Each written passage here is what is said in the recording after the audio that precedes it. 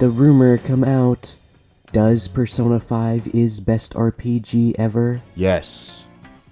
The rumors you've heard are true.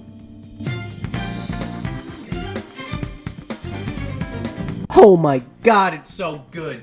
Hey, it's Vegas. Look, I'm not an anime guy. I know. Calm down, fucking weebs. Go take a shower. Look, I do watch it sometimes, but only if the show doesn't follow the cliche shonen tropes like forced flashbacks, dramatic exposition before a fight, and the weird pervy character that seems to be in every fucking anime ever. Some of my favorites include Devilman Crybaby, Gantz, One Punch Man, Samurai Shampoo, and yes, I do watch some basic bitch ones like... Oh, sorry. That's better. Now, I've heard of the game before, what with Joker being announced for Smash and the definitive edition releasing not too long ago, so it's been on my radar for some time, but I just never got around to picking it up. But when I finally did, goddamn. If you don't know, Persona 5 released in 2016 in Japan and 2017 in America for the PS3 and PS4. Developed by Atlus, it is ironically the 6th installment in the Persona series, which is part of the larger Megami Tensei franchise, which are basically social simulators, no, not like that, combined with action turn-based gameplay. And while admittedly they're not as popular as, say, a Final Fantasy or a Dragon Quest, those who love these games love these games. Persona 5 is in the same vein. They're RPGs, but at this point any game can be considered an RPG. This can be considered an RPG, so the bar is set actually pretty fucking high. But as you might have guessed, yes, Persona 5 is much more than an RPG. There, I said it. Is that what you wanted from me, huh? This game was in development for 5 years and was delayed multiple times to fix bug issues. Jesus Christ, that's unheard of. And you can tell too, this game looks and feels polished, and it's 5 years old. During my 50 hours of playtime, and mind you, I haven't even beaten the game yet, there were no bugs and no glitches. But enough about that.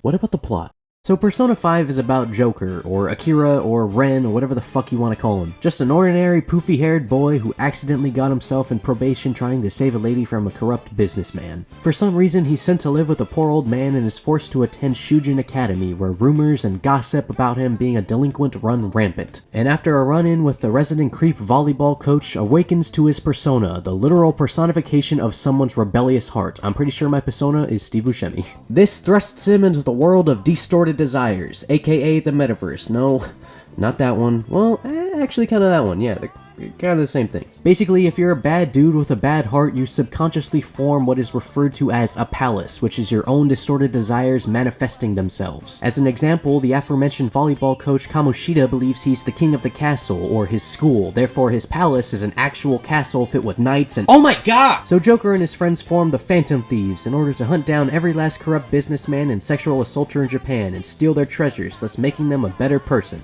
Kind of. Like I said before, this game doesn't shy away from the darker aspects of society, which I like from my anime. Characters go through some pretty adult situations here, and I'm not just talking about Joker. But like the best RPGs, the characters you meet along the way make or break the game. And Persona 5 takes that concept and says, hold my fucking coffee. Like I said before, this game combines social interaction with turn-based combat, so literally 50% of the game is talking to people. And with characters like Best Boy Ryuji, your punk best friend who got in trouble for punching the lights out of the volleyball coach, or punk rock Dr. Takami, I think you know which characters I vibe with here. But that's not all. You have Morgana, your companion throughout the game, who's worse than Kamoshida when it comes to being a perv, or the shy student body president Makoto, who by night will literally run you over with her bike. So many of these characters rival Final Fantasy with their attention to detail and unique design choices. I'm a pizza maker in my day job, but this shit makes me want to be a part-time Persona Slayer with my friends. I'm fucking demon Pokemon hunting, dude. This is great. It felt like I was living a double life just like Joker, working the same old day job into the night and then driving home excited to hang out with my virtual friends, which is probably the saddest sentence anyone's ever said. Speaking of jobs, the main aspect of the social simulator side of things is increasing your social stats. You have charm, knowledge, guts, proficiency, and kindness, all of which increase depending on a certain task you complete, whether it's working on a part-time job, playing a video game, or eating a big-ass burger. All of which have to be crammed into your tight schedule. You can basically only do 2 tasks a day during the afternoon and during the evening. Sorry, Yusuke, I can't hang out right now. I'm washing clothes? Jesus, why did that take all day? Increasing these stats unlock dialogue options between certain characters, and there are even certain side missions that are basically inaccessible until you have the specified social points. So make sure you use an online study guide for those pop quizzes, because you don't know pain until you've tried to grind out knowledge points. Like, come on. Oh! For the most part, I enjoyed my playthrough mostly blind, figuring things out on my own, like which gifts the character would like more, or what they'd want me to say for maximum affinity points. And just by me saying that, you'd think this game is no more than a dating simulator. And you'd be right. But Persona does this in a way I've never seen before, with its confidant system. Basically, the more you hang out with a certain friend, it unlocks special skills that they're then able to use in battle, making social interaction feel important. You can romance your fucking teacher, what more do you want? Pretty much every girl in this game is a romance option, if you're brave enough. There's dumb blonde Anne, Splatoon girl, and of course goth babe Dr. Legs. I think you already know who I chose. The fucking teacher, baby! That's right, I'm a kinky motherfucker. Meow for me, bitch! And when you reach max rank with the Confidant, their original persona has a second awakening, which makes it even more powerful. Like, what the fuck? It's actually sick. Plus, with the myriad of characters, some of which I didn't even know you could talk to, makes second, even third playthroughs a must if you want to experience everything this game has to offer. When people say this game is over 200 hours, they mean that shit. There's a common argument that comes up with Persona, which I agree with, that being why no female gender option. I mean, at this point, it's just out of tradition, I guess, since each Persona game before has only had a male playable character, but with the fan base of these games getting bigger and bigger, it's kind of a no-brainer at this point. I mean, look at this guy. Need I say more? But what about the other 50% of this game? You know, the turn-based dungeon crawler slash Pokemon hunter? Yeah, so the only way to progress the story is finding a new target, and once you do, you enter their palace and try to steal their heart. Then sneak your way down a series of levels, stealing other goodies along the way, all while avoiding being detected by their guards. But when you inevitably get spotted...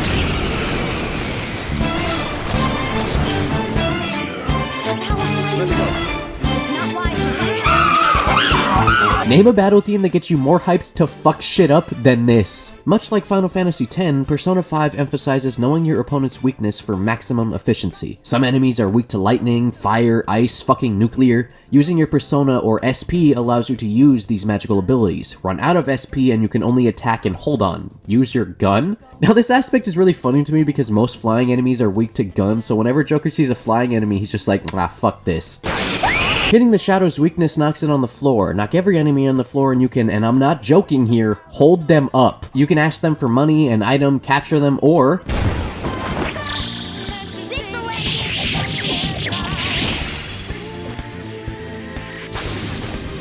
Yeah, it's pretty cool. It's alright, I guess. If you haven't figured it out by now, Persona 5 is dripping with style. From the victory screen zigzagging everywhere to the inventory select smacking you in the face, even the fucking main menu. Don't stare at it too long, it's too cool! All this blends together so well, especially when most of your time is spent inside a menu, buying healing items from the clinic or weapons and armor from the gun store, all accompanied by some of the finest tracks in the game. Okay. Is this why people like to buy guns so much? Immersion is a big part of an RPG, and when it starts raining in Shibuya while Under the Mask is playing, I'm living in a lo-fi beats to study to video, and I fucking love it. This game's soundtrack has no misses. Look, close your eyes for a second. Are they closed? Close them!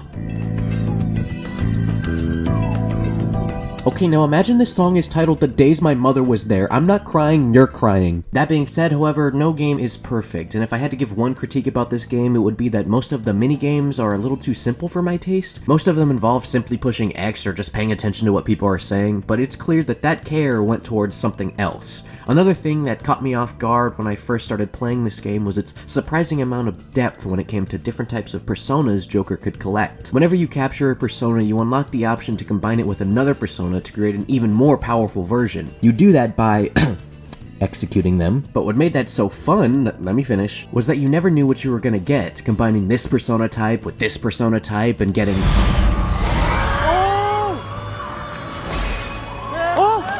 That amount of depth in something that isn't even a big part of the game is something that I feel is missing in the modern RPG nowadays. As a huge RPG fan, I think I speak for everyone when I say that so many of them are rushed to completion, their developers working under a crunch of time, forced to make promises they know they can't keep. Persona 5 is an example of how taking your time pays off in the long run.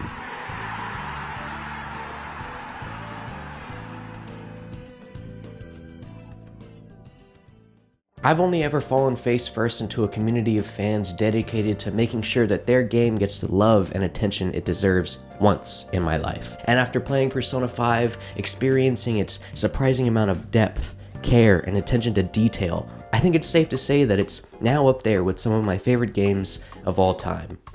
Move aside, LEGO Star Wars. I like hentai now.